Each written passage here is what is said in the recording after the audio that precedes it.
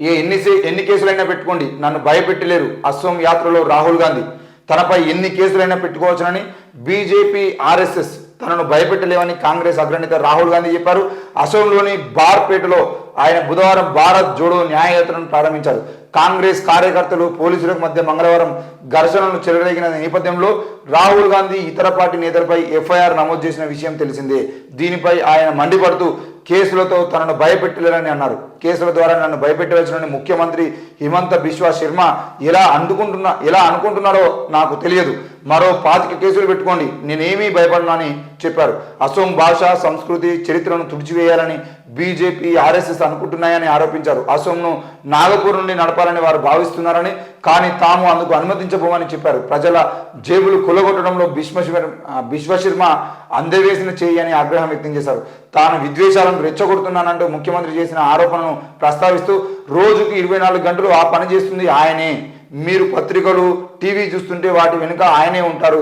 ఆయన ఏం చెబితే అదే మీడియా మీకు చెబుతుంది. దేశంలో అత్యంత అవినీతిపరుడైన ముఖ్యమంత్రి ఎవరైనా ఉన్నారంటే అది కేవలం బిశ్వశర్మ మాత్రమే అని, అసోం ముఖ్యమంత్రి రిమోట్ అమిత్ షా చేతిలో ఉందని, ఒకవేళ అమిత్ షాకు వ్యతిరేకంగా ఆయన ఏదైనా మాట్లాడితే 2 నిమిషాల్లోనే పార్టీ నుండి బయటకు గెంటేస్తారని చెప్పారు.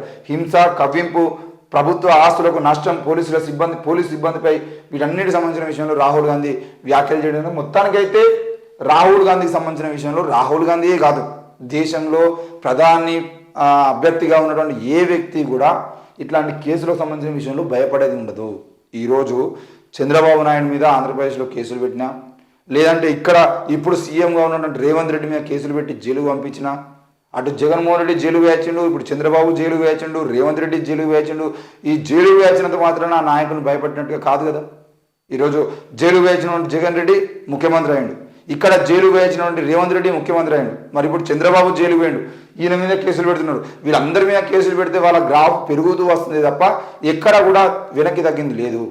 మరి నిజంగా ఒకవేళ గ్రాఫ్ తగ్గాలి అని అంటే ఏ వ్యక్తి ఏ విషయంలో ఎన్ని కేసులు ఎన్ని అక్రమాలు చేసిండు అనే విషయాన్ని బయటపెట్టి వాళ్ళు అందులో నిజంగానే తప్పు చేసిరని చెప్పేసి ప్రజలకు అర్థమయ్యేట్టుగా వివరించి ఆ తర్వాత వాళ్ళని జైలు పంపిస్తే ఇంకో మీరు చేసిన అక్రమాలకు ఈ అక్రమాల వల్ల మేము జైలు పంపుతున్నాం.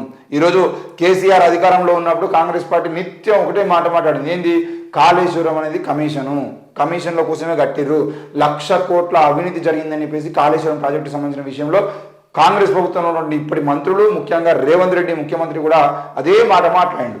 మరి ఆ విషయంలో ఇప్పుడు కేసీఆర్కి సంబంధించిన విషయంలో కానీ ఆ ప్రాజెక్టుకు సంబంధించిన విషయంలో కానీ ఎవరినైనా అరెస్ట్ చేసి జైలు పంపిస్తారా అని మనం చూసినట్టయితే ఇప్పటివరకు ఎవరి మీద చర్యలు తీసుకున్నది లేదు, జైలు పంపించింది లేదు. మరి ఈ క్రమంలో ఒకవేళ కనుక 1,00,000 కోట్ల అవినీతిని కనుక వాళ్ళు బయట పెట్టి కేసీఆర్ దోషి అని వాళ్ళకు ప్రజలకు అర్థమయ్యేటట్టు చెప్పగలిగితే అప్పుడు ఆ వ్యక్తి జైలు పోతే నా రాజకీయ జీవితం నాశనమైందని చెప్పేసి బాధపడతారు. అట్లా కాకుండా రోడ్డు మీద పాదయాత్ర చేస్తూ ఉంటే కేసులు పెట్టడము, లేదంటే ఆయన నడుచుకుంటూ పోతూ ఉంటే అస్సాం గురించి మాట్లాడితే కేసులు పెట్టడం, ఇవన్నీ చేస్తే రాహుల్ గాంధీ గ్రాఫ్ పెరుగుతుంది తప్ప తగ్గేది ఉండదు.